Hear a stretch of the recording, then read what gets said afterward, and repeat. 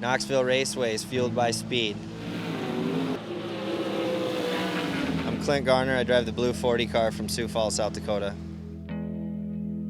I come down here to have a good time and kind of just get away from the rigor of daily life. How did you get into sprint car racing?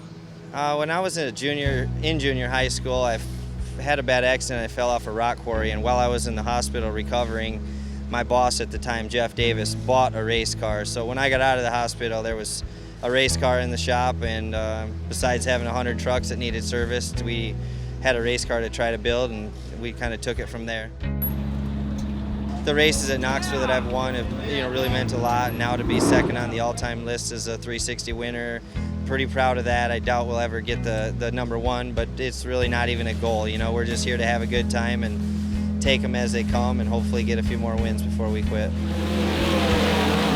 I remember one night at Houston's, I was on the front row before the race even started and basically just trying to clean the engine out, maybe get a little tire heat or whatever, and I spun out and didn't even get to start in the lead. I had the pole position. So there's another night down here, I was driving the 55 car with Keith Hutton before he passed, and we were leading the race. This is one of the first 410 races I ever led down here, and I was way out in front and spun out, and I don't believe in continuing a donut, so I stopped and I sat there and waited, and finally here comes second place. I had enough time to do 3 donuts. I just gave one away there, but inexperience and overdriving the car and stuff. So I never really remember the good stuff, the banquets and stuff I do, the championships of course I'll have forever, but the good races, the nice passes, all that stuff just kind of comes and goes. The bad stuff just hangs with you forever. I think that I would like if everybody kind of enjoyed the part after the races down in the pits, and the autographs and the candy and the t-shirts and all that, or clean racing. I mean, I'm probably not the cleanest racer, but I try to give everybody their space, especially if they are a good friend or they deserve it. I mean, some guys don't give you any space, so it's kind of you get what you give, or you give what you get type of deal. So I don't know, I just want everybody to realize how much it means to me, or it meant to me, to be a part of the sport, and continue it on.